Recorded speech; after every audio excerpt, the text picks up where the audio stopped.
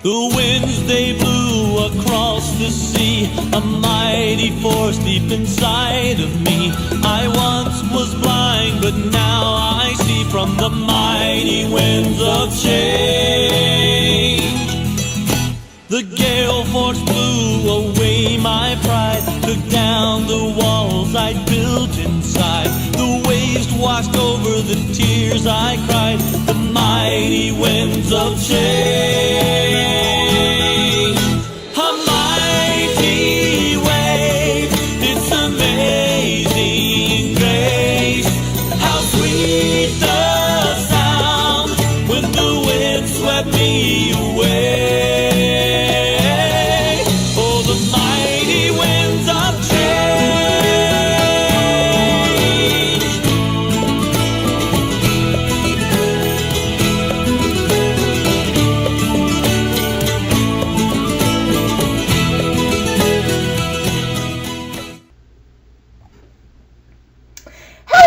I'm Apostle Dr. Lee Ann Marino here for Apostolic Fellowship International Ministries, and today I'm teaching on the topic, is Revelation 22:18 through 19 about the book of Revelation or the whole Bible?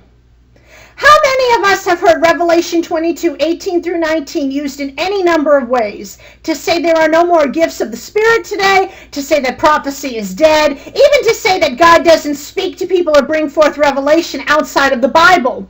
It seems like Revelation 22:18 through 19 has been used so many times as nothing more than a weapon to try and shoot down any experience of the Spirit in modern times when the shooter has no real biblical refute for their position.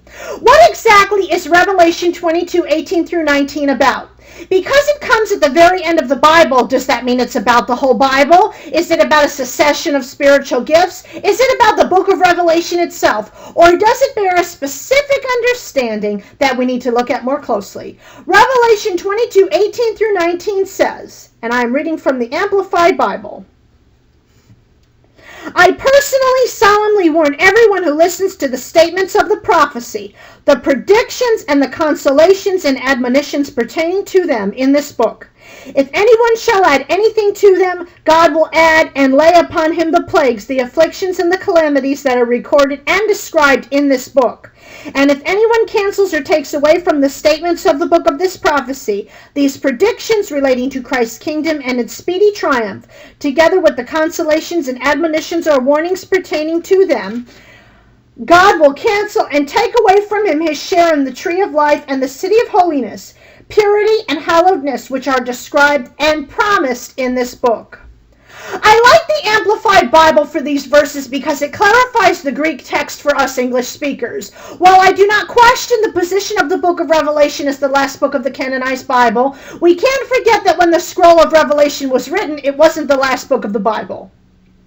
Revelation wasn't a nice, neat way to round out the other books of the Bible, and it was actually a book of great debate. Along with a few other books, the book of Revelation was included in the canon, then taken out, then put in again, and so on and so forth until the officials who established canon felt it was indeed inspired. So when the scroll of Revelation was received, those two verses were not even considering the whole of the Bible canon. Therefore, it cannot apply to the Bible as a whole. It is obvious from looking at what the text is saying that it isn't saying there will never again be a prophecy, nor that God will never speak again. The message being conveyed here at the end of Revelation is to guard the contents of the book itself. I am sure, judging by the selective way people tend to read the word today, that the risk of removing or adding to the prophecy of Revelation was probably quite high, especially in the process of translation. People were warned against adding to the specific prophecies given through the word of the revelation given by John. This injunction in Revelation exists to prevent people from adding to Revelation. It doesn't mean that there will never be another word about the last days or another revelation from God. There are even additional revelations about the end of the day in the Bible in other books. It likewise doesn't mean people can't hear from God, nor speak in tongues, nor operate prophecy, nor speak spiritual gifts, because those gifts exist until the perfect shall appear, the perfect of which is Christ. The words protecting revelation need to make us more protective and attentive to prophecy, however, as a whole. We need to refrain from putting our own personal spin on everything and adding to God's word with our own additions, or retracting from it simply because it doesn't make sense to us or we dislike it. Even when a word is uttered by a true prophet of God, we need to take it seriously, not try to add or detract from it.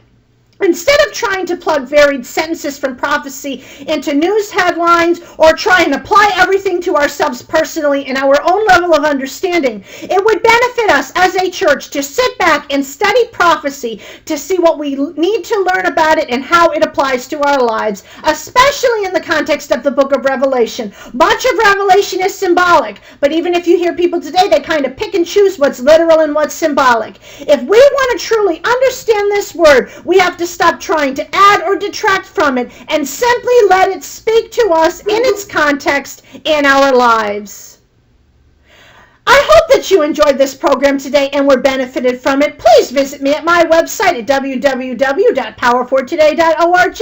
Also, do you have a comment, a question, maybe something you'd like me to answer here on air? Please send me an email at questions@powerfortoday.org. This is Apostle Dr. Lee Ann saying thank you for watching the program today. And remember, God's power can be yours because through Jesus Christ there is power for today.